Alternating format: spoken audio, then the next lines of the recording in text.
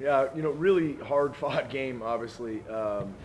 Geneseo is a great program. They've had a tremendous season, and hats go off to them and their staff and their players. And they play a really good, systematic game and team game. And, we knew they would present some different challenges than what we'd seen before. We try to learn from every group that we play against something that they've done effectively against us that the next guy might do. And I thought their neutral zone game was pretty good. And it took a little while to kind of get things on track. So I was pleased with our senior leadership. You saw early in that game, Geneseo probably could have been up 2-rip, bang, bang. And David had to make a couple of big stops, and we had some sort of stumbling turnovers, and, that happens. And so, we're not a team that relies on a particular group, but more a concept of what we're doing. And then we know when we get ourselves in trouble, which we did early in that game, David's a player of the year for a reason. All right, open the floor to some questions, and I'll try to help you all get your questions in. So, you have those power plays in the second period. I mean, if you negate those and look at this team's strength play, things did start to turn in your favor. Is there anything you can pinpoint, especially to the last 10 minutes of the period, that led to that? Webb, that's one thing we talk about all the time is like the 5-on-5 play, we like a 60-minute game. And you have to be patient, and you have to stick to your guns. And there was a moment in the second period, probably after it went 2-2, where it got a little quiet. And then you saw the leadership of Reed Campbell, and you saw the leadership of some of our seniors up and down the bench saying, hey, fellas, stay with the game plan. Stay, be engaged here. Continue to talk to each other. This is not the time to get silent on each other. And that really sort of resonated well with the guys, settled the troops back down, and because even on like some of those power play tries, like we dinged a post, one came out the backside. We scored one that was disallowed. I thought we had some really, really good looks. And then 5-on-5, below the top of the circles, we had some good in-zone offensive time. And that was kind of a matchup we were hoping for, was let's try to make it a game a little bit about our forward strength and size against a smaller puck-handling D-corps. And to a certain degree, it became more true as the game went on. Then obviously what they started doing late is they were, leaving guys out and stretching. Our D weren't involved at all. We weren't very effective at getting F1 on the puck, and they had some good looks coming back out. But we kept bodies back and tried to make the paint dry, so to speak. yes, gentlemen, it was in the second row there. Michael, you two goals. You go from the first one. Sorry, Absolutely. That first one, puck, it was a 4-on-4. Puck goes up to Eric Cooper. There's a little cutback behind the net, and then he was able to get the puck. And he rips a shot while I'm running to the net. It hits me straight in the chest, and it just kind of fumbled right in the net there, and I fell right into it. It's a goal scorer's goal right there. And then the second one there, Colin Bradshaw dishes it to me, and I go down on the goalie. I get him to go down and then go around the net there, and then I hear Cooper yelling, stuff it. So there I went and just stuffed it right in there, and that's how, just going to the net on both those. So. You feel at that point that they come back tied in. Does that need to get the momentum back into your favor, those two goals?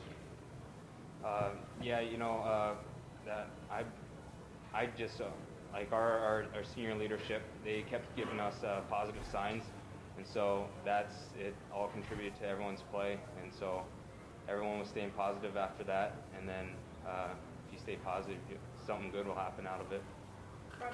Coach, just to talk about, the game, the 5-minute power play, no one likes to see a teammate go down, but I thought, even though you guys didn't score a power play goal, Michael's 2 goals really was the momentum bring to the game. Well, and the power play does a lot of different things. It's, you can't just evaluate a power play on goals for. It's time of possession in the offensive zone. It's second chance opportunities.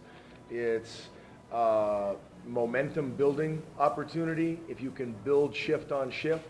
So there's a number of things that go on there. When unfortunately in a 5-minute, fortunately or unfortunately, we tend to spread it out over more bodies. So we had actually 3 different groups play there.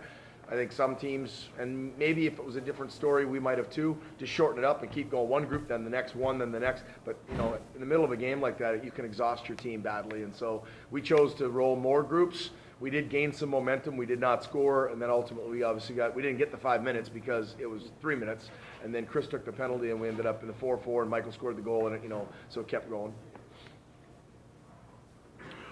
Coach, you talked to me yesterday about the fact that they've been down in a lot of their playoff games Yep. into this game.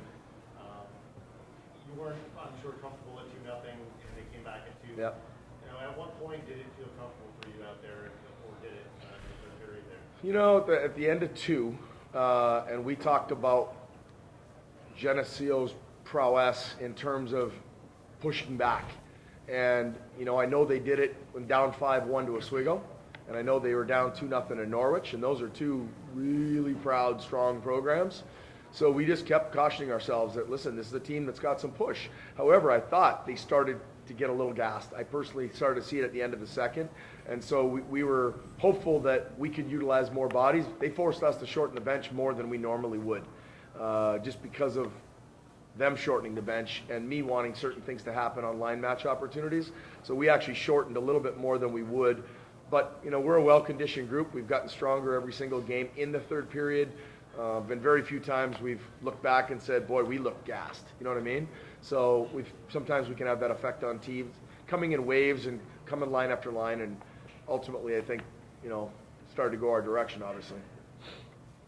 What do you think you're going to lose, Coach, next year when seniors leave?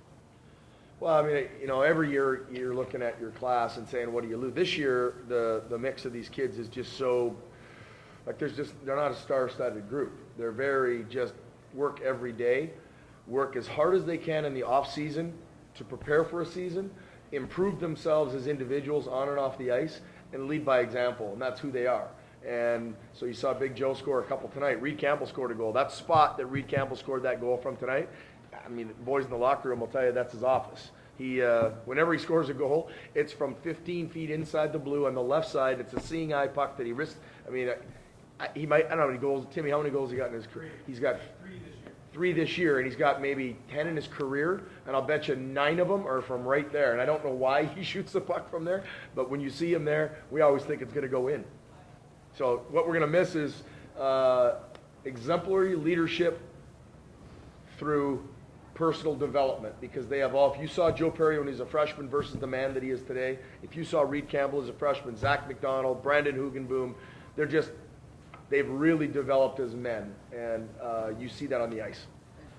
And you pretty much shut them down there after those 2 goals in the second period. Just talk about getting back into a groove there, or what was the difference there? Yeah, I mean, I wasn't actually too upset about those 2 goals. Kind of weird plays that happened to kind of for those goals to happen. So you kind of look past it. Always got to have a short memory out there, and yeah, I still had confidence in the guys that they're going to come back and score a couple, and we did in that period even to help us out. So that always helps when we answer back. It gives you a lot of boost of confidence there. You had a close call. I don't know if you recall, you got pulled out of the net. And, I recall. The second period, it was short-handed. Yeah. talk about that situation. My D-man had backdoor like they're supposed to take, so he had all shot, so I came out and challenged. I'm a smaller guy, so I got to challenge a bit more. And he thought he could go around, and I mean, I see that in practice. A lot of guys will try that on me, and then I just kind of got tangled up coming back, so it made it look a little worse than it was. But I wasn't too worried yet. Puck's behind the net. Higgins was there to help me out. So. You guys have been through this so many times before. So the time we gave you early game today, regardless of who you play tomorrow, does that experience help you for what you do now? I think the preparation from a Friday to a Saturday, it's nice to have a set schedule, and it's nice to have experienced. As an example, in our world, in our league world, we play 4 o'clock Saturdays pretty regularly. We see 4 o'clock Saturdays. So it's not unusual for us to have our pregame meal at 11:45, and it's a set schedule, 11 o'clock meeting, stretch, bang. And so I think the habitual routine of the 4 o'clock start was pretty easy for us. And I think the flip to a Saturday, 7 o'clock, is also pretty easy. I mean, we're accustomed to those schedules. So this group has they've got a good, mature outlook on what's next. There's not a whole bunch up here. There's not a whole bunch down here. There's quite a bit in between. And it just seems as though we're always going to have somebody else who's going to step up. And so far this year, that indeed has been the case. Gentlemen on the end. Just wondering, any just talk about the atmosphere of this. I mean, you guys had a pretty good group of fans on your bench. Somebody came to Sure. parents. Yeah, we had a lot of families come. It's really exciting when the families come out here. They make the trip. You know, you want to make it worthwhile for them to win this Friday and go to Saturday. It's always nice to celebrate with them after and have them there to support you. We had a great following. Every guy I talked to, their parents were coming out. I think they all kind of talked before coming out here, and they're all together right now. So it's really good to hear them out in the stands and then see them after the games. Okay, one more question.